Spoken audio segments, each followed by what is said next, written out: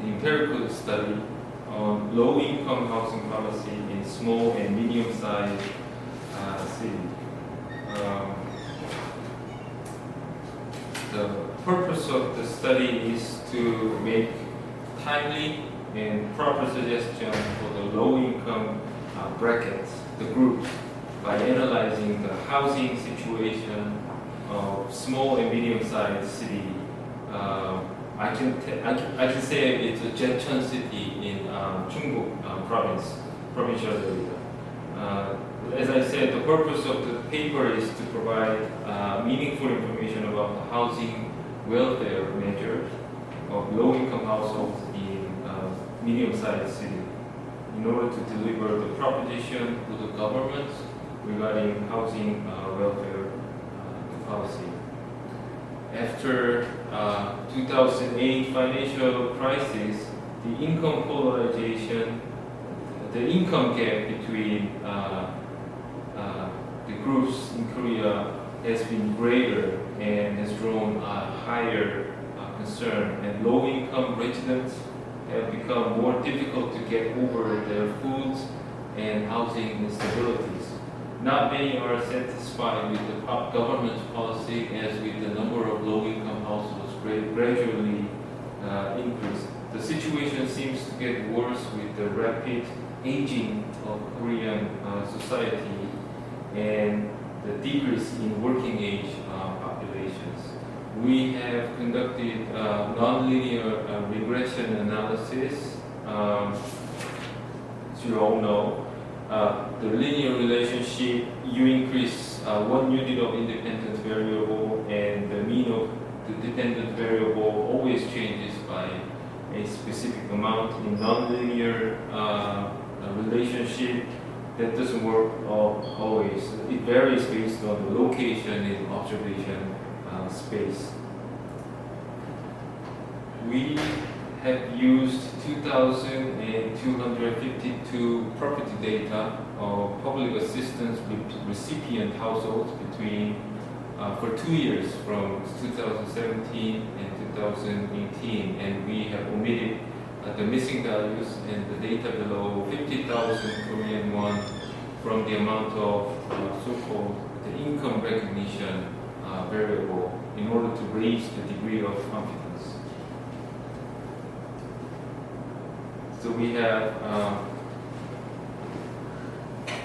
group of the explanatory variables, and here we have subdivided into residential status, household characteristics, residential factors, and we have dependent variable of the income recognition, that is 소득 인정액입니다.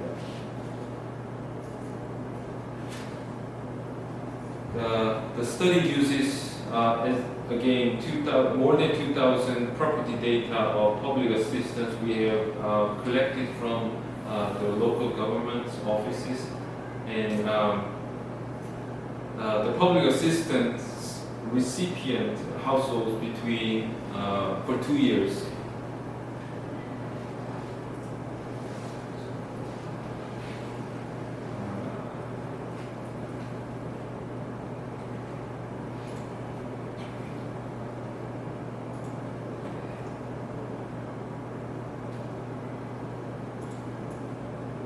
This is the correlation analysis between the variables that I just introduced, just to give you an idea.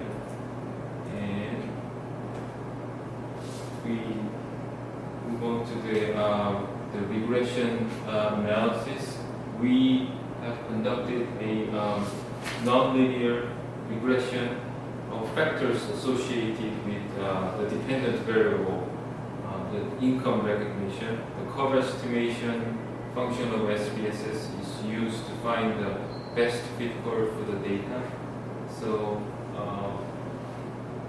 the table shows linear, quadratic, and cubic the curve fits for the age independent variable of householders' age and the income recognition.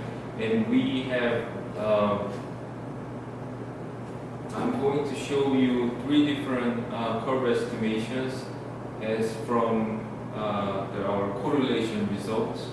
If any possible connection between the, after finding out the possible connections between the variables. First one is the householder's age. So the result shows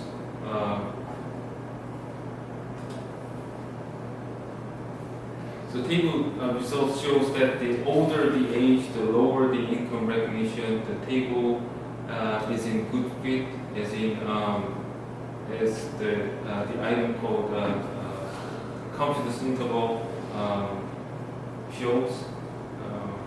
The p-value is less than 1%. F-test results is in good fit. So the older the age, the lower the income recognition. The second analysis shows that about the independent variable of the number of persons per household. It says the test result is also in good fit, and the quadratic and cubic curves shows better results in as far as the model fit is concerned. So the second test for income recognition is conducted for the associated variable of the number per household. All 3 polynomials are in good fit. 2 variables are directly proportional to each other. The 2 variable means the number of person per household and the income recognition. So more people, more money from the government.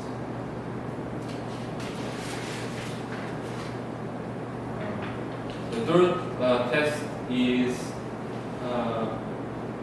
with the independent variable of income for full-time householder. The third one is tested for the associated variable of householder's income when a household is full-time worker with constant income. The significant relation is observed for all 3 curve-fitting models. The R-squared values are slightly increasing from linear to quadratic to cubic. The F values shows that the table is in good fit.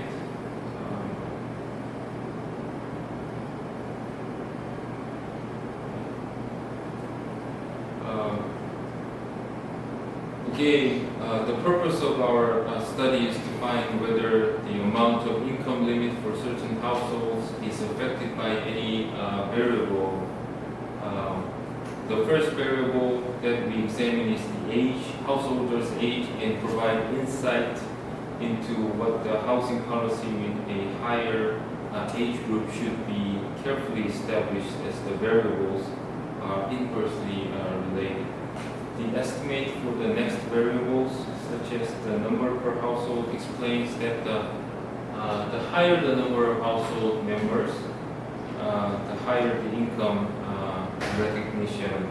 So we have concluded that the government should adjust their the policy making strategies in order to customize or fit in those specific targeted the strategies or the government's policies.